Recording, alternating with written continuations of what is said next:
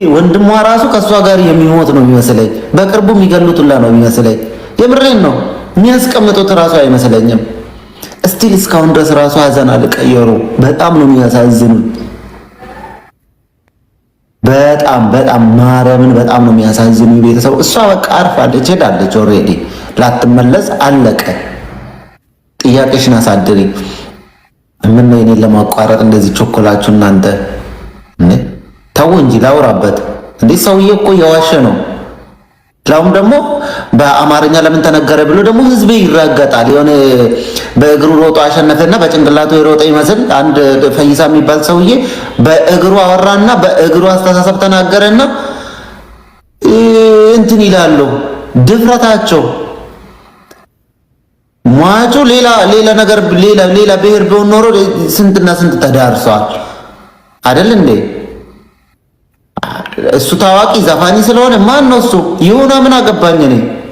አንድ ሰው ታዋቂ ዘፋኝ ስለሆነ ብቻ ሰው መግደል አለበት ብዬ አላስብም። ማርያምን አላስብም። ምክንያቱም እሷ ስትጠጣ ምናምን ለመጠጣት ኩሽና ገብታ እንደዚህ አይቻታለሁ። ታዲያ አባ ብሏት እንዳትሞት እቺ ልጅ ራሷን ለማጥፋት ነው እዛ ውስጥ ተቀምጣ ያለች። አባ ብሏት ይዟት አይገባም ነበር እንዴ? ይዟት አይገባም? ለምን ይዟት አልገባም ወደ ቤት? ለምን በልክ ሲነጋ በቃ አታስፈልጊኝም ወይ ሆቴል ወስዷት ወይ የሆነ ቁርስ እንብላ ብሎ ወጥቶ በዛው አታስፈልጊኝም ወደ ደጄ እንዳትረግጪ ብሎ በዛው አባሯት አይገባም ነበር? እንድትሞት ይፈልግ ነበር። ግን ራሷን አላጠፋችም። እሷ ራሷ ከዛ ላይ ራሷን ስትጥል አላደረገችም። እንደዛ አይደለም። ተሸፋፍኖ አንዳንዶቹ ደግሞ ፍትህ የሚፈለግለት ስንትና ስንት ሰው አለ ኢትዮጵያ ውስጥ። ለምን ለሷ አይፈለግም? ለሷ ፍትህ መጠየቁ በጣም እያናደዳችሁ ነው እንዴ? እንኳን ጠየቁ፣ እንኳን አባት ኖራት፣ እንኳን ወንድም ኖራት፣ እንኳን አባትም ወንድምም ኖራት። አያችሁ፣ አባትና እናት ወንድም ሲሆን እስከዚህ ልክ መስዋዕትነት ይከፍሉልሃል። አንቺም ዛሬ እዚህ ላይ ተቀምጣችሁ የሞተ ነፍስ ላይ ፍርድን የምትጠብቅ ደም ላይ የምታጨበጭቡት ቁጭ ብላችሁ እግዚአብሔርን ይደርሳችኋል፣ በራሳችሁ ይደርሳችኋል። በባላችሁ ምናምን በገዛ ወንድምሽ ይደርስብሻል፣ ይመጣብሻል። ምክንያቱም እዚህ ጋር እየተፋረደች ደም ላይ እየተራገራችሁ ነው ያላችሁት። እውነት ብኖረው ራሱ እኔ የተናገርኩት ነገር ምንም አያመጣብኝም። ምክንያቱም እውነቱን ተናግሮ የማስተካከል የማስረዳት አቅም አለው። የእሷ ነፍስ ግን የለችም። አምላክ ብቻ ነው ሊፋረድላት የሚችለው። ገባችሁ አይደል? ስለዚህ እሱ የሚናገረው ነገር ምንም የማይዋጥ እዚህ ግባ የማይባል ነገር ነው። እኔ ድሮም ዘፋኝ አይመቸኝም። ዘፋኝና አርቲስትና ምንድነው የሚባለው? አርቲስትና ሹፌሮች ይባላሉ። በአንድ ሴት አይቀመጡም የሚባለው ነገር አለ። በአንድ ሴት የመቀመጥ ባህሪ የላቸውም ይባላል። ስለዚህ አይመቹኝም። እኔ በጣም ይቅርታ። እኔ የፖለቲካ ምናምን አይደለም። የኦሮሞ ዘፋኝ ስለሆነ የአማራ ዘፋኝ ስለሆነ ኖርማል አጠቃላይ ዘፋኝ አይመቸኝም። ዘፋኝና ድራይቨር ሹፌር የሚባሉ ሰዎች አይመቹኝም። ግን እቺ ልጅ ደሟ ነፍሷ ይጠይቀናል፣ እያንዳንዳችን ይጠይቀናል። እኔም ሳይቀር እኔም እየተሳለኩባት ከሆነ ይጠይቀን። ሴት ሆናችሁ ሴት ልጅ ላይ እንደዚህ የወረዳችሁ ግን ትጠየቁበታላችሁ። እግዚአብሔርን ትጠየቁበታላችሁ። ነገ ታለቅሳላችሁ። ነገ እናንተ ራሳችሁ ሟች ትሆናላችሁ። በሰዎች ነገ ራሳችሁ ዋጋ ትከፍላላችሁ። ግን እሷ ዛሬ በህይወት ብትኖር ኖሮ እሷም የራሷን ጎል ቁጭ ብላ 17 ፓርት የሰራች ልጅ አለቻ ቲክቶክ ላይ መጣ በህይወቴ በጋብቻ ህይወቴ ከመጋባቷ በፊት ያለውን እያንዳንዱን ነገር እንደዛ ተናግራ ጀግና ነሽ አንቺ ጠንካራ ነሽ ምናምን ተባለች። ጀስት ቀነኒ በህይወት ብትኖር ኖሮ አንቺ ጀግና ነሽ እንዴት ከዚህ አመለጥሽ የምትባል ሴት ትሆን ነበር። ግን ለዛ አላበቃትም፣ ለዛ አልደረሰችም። በብዙ ጊዜ ስትቆስል፣ ጥይት ስትተኮስባት፣ ዛቻ ሲደርስባት፣ በብዙ መከራ ውስጥ በብዙ ውጣ ውረድ ውስጥ ስታል ትታ መሄድ ነበረባት። የፈለገ ነገር ይምጣ፣ ለምን ቤተሰቦችን አንድ ላይ ጨፍልቆ አይገልም? ትቼ ብሄድ ይሻል ነበር። ግን ደግሞ ምናልባት ቤተሰቦችን ያጠፋል ምለው ፍራቻ ሊኖር ይችላል፣ ማስፈራራ ሊኖር ይችላል። ሴት መሀል ላይ ልትኖር ትችላለች። በጣም ብዙ ነገሮች ያልሰማናቸው ማናቃቸው ነፍ እዚህ ቆቅ ምል ነገር ይኖራል። ሴት ልጅ ብዙ ነገርን ሸፍና ነው ይዛ የምትኖረው። ስትኖር ወንድ ልጅ ሁሌ ማስፈራራ ነው የሚያረጋት እና ለቤተሰቦቿ ሴት ልጅ ባሏ ስር ቁጭ ብላ ለቤተሰቦቿ የምትኖር ጊዜ ነው።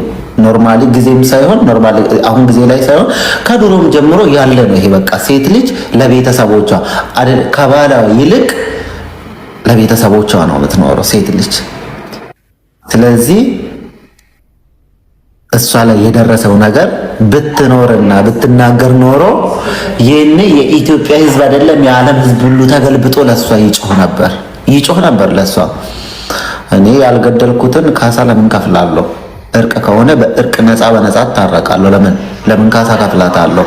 ካሳ ከፍላለሁ ምናምን ካሳውን ወስዶ ገሃነም ይግባ ሲፈልግ እሱ ካሳ ከፍሎ ይታረቃትና ለመዝለል አባትና እናት ወንድሞቿ ደግሞ የሞተችባቸውን ልጃቸውን እያሰቡ ይቃጠላሉ። እድሜ ልካቸውን አንድ ፍሬውን ሳታስገኝ አስተምሮ አሳድጎ ለዛ ደረጃ አብቅቷት ልጃችን ደርሳለች፣ ለወግ ማድረግ ጥሩ ቦታ ትደርስልናለች ብሎ የሚያስቧትን ልጅ አጥቶ ቀብሮ ራሳቸው ልጃችን ትቀብረናለች፣ ጦራ ትቀብረናለች ብሎ ነው። መቼስ አባትና እናት ወይንም ደግሞ ቤተሰብ ሲባል እንደዚህ ነው የሚያስቡት።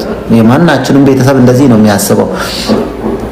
እንደዚህ የሚያስብ ቤተሰብ ዛሬ የእሷን ኢንጂነሪንግ ከአስክሬኗ ጋር አፈር ውስጥ ቀብሮ የእሷን እድገት፣ የእሷን እድሜ፣ የእሷን ህይወት ቀብሮ ይኖራሉ እየተቃጠሉ። ለዚህ ዋጋ ሊከፍል የሚችል ቤተሰብ ብቻ ዋጋ እየከፈለ ያለ ቁጭ ብሎ እያዘነ እያለቀሰ ልጃቸውን እያስታወሱ ሊኖሩ የሚችሉ እነሱ ብቻ ነው። ገባችሁ አይደል? መቼም ልረሳ ማልችል ሰው ብኖር በእንደዚህ አይነት ግድያ የተገደሉት ከሴቶች ውስጥ ቀነኒ፣ ሁለቱ ልጆች አንዷ በአማራ ክልል ተደፍራ የተገደለች የ9 ዓመት ልጅ አለች አይደል? እሷና ደራርቱ አለች አይደል? እነኚህ ሶስቱን ሰዎች በፍጹም ልረሳቸው አልችልም። በፍጹም ከወንዶች ደግሞ ደሙ የጠፋ ተገሎ ገዳውም የጠፋ ያልታወቀ ፖለቲካ የተጫወቱበት ሃጫሉን አረሳው። በፍጹም የማይረሱ ናቸው። በቃ በፍጹም እንደገና ኢንጂነር ማን ነበረ አባይን እየገደበ የቆየው ድንገት ገደሉትና ቻው አልተገኘም። የማይረሱ በቃ ታሪክ የሚሰሩ ሰዎች ሊሆኑ ይችላሉ። ህፃናቶች አሁን ሲያድጉ ሁለቱ ህፃናት ተደፍሮ አሸዋ ተጠቅጥቆባቸው የሞቱ ሰዎች ገባቸው አይደል? የሞቱ ህፃናት። እቺ ልጅም ቀነኒም ከህፃናቶቹ ምንም አትለይም። በጣም ብዙ ስቃይ፣ ድብደባ፣ ፊቷ ሲበለስ፣ ስትገነጣጠል፣ ስትቦጫጨር፣ ያ ሁሉ ነገር ስትደረግ የትኛውን ህይወት በደስታ ኖራ ነው እንደዛ አይነት ቪዲዮ ስትሰራ የቆየችው? ዘፈኑ መልእክቱ ይናገራል፣ ግን ደግሞ ኖርማል ጥሩ ላይ ያለች ነው የምትመስለው። ደርቃለች እኮ ለነገሩ።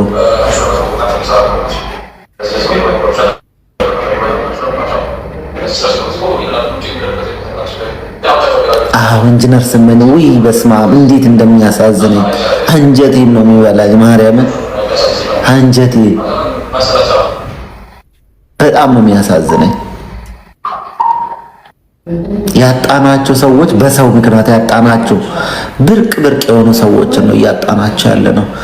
ይሄ እኮ እኔ ኖርማሊ ጀስት ተናገርኩኝ እንጂ እንደ ምሳሌ በጣም ብዙ ሰዎች አሉ እኮ የተገደሉት። በጣም ብዙ ሰዎች ተገሎ ደማቸው ይቀበራል፣ ይደበቃል። እየታወቀ እኮ ነው የሚደብቁት። እና ፍትህ ለቀነኒ ተብሎ ብቻ ስለተነሳ ሰው ብቻ ቮይስ እየሆነ ያለ ድምፅ ስለሆነ ብቻ ለምን ለቀነኒ ፍትህ ይሆናል? ለምን እንትናችን ጨፋሪያችን ተነካብን? ምን ኖርማ አንድ ጨፋሪ ብቻ ነው እንዴ ያለ? ነፍ ጨፋሪ አለ በስነ ስርዓት የሚሄድ እንዴ። እነሱ ይጨፍሩልን፣ እነሱ ይስፈኑልን።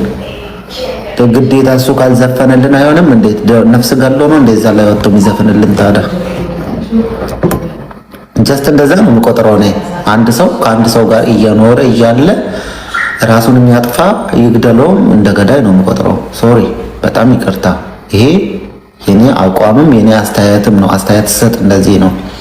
ይሄ ሁሉ ነገር ስትደረግ የማይመቻችሁ የማይፈልጋት ከሆነ በቃኝ፣ ግቢ ወደ ቤትሽ። በቃኝ የሚባል ነገር አለ እኮ። በቃኝ ብሎ መሸኘት ይችላል። ግን ይፈልጋት ነበር፣ ፈልጋታል። ማስፈራሪያዎች አሉ። ያ ሁሉ ነገር ተደርጋ ሴት ልጅ ቤት ውስጥ ከተቀመጠች ያ ሁሉ ብልዛት፣ ያ ሁሉ ክፋት፣ ያ ሁሉ የግድያ ዛቻዎች፣ ማስፈራሪያዎች፣ ብዙ ነገሮች፣ ድብደባዎች፣ ሽጉጥ አቀባብሎ ግድግዳ ላይ መተኮስ፣ ያ ሁሉ ደርሶባት ከተቀመጠች አንድ ሴት ልጅ ከጀርባዋ ትልቅ ነገር ተሸክማለች። ምክንያቱም እሱን ጥላ ከሄደች የምታጣቸው ብዙ ነገር አለ። ስለዚህ ራሴን ልጣ የምለው ነገር መረጠች። ያ ነው በቃ። ፍትህ ለቀነኒ እሰራለሁ ቪዲዮ። እንደው ለቀነኒ ፍትህ ያስፈልጋል፣ የእውነት ያስፈልጋል። እንሂዳዩ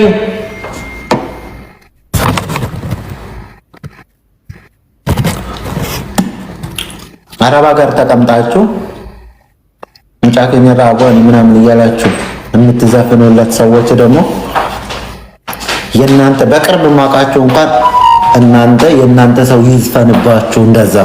እንደዛ እናንተ እንደዘፈናችሁባት እሷ ላይ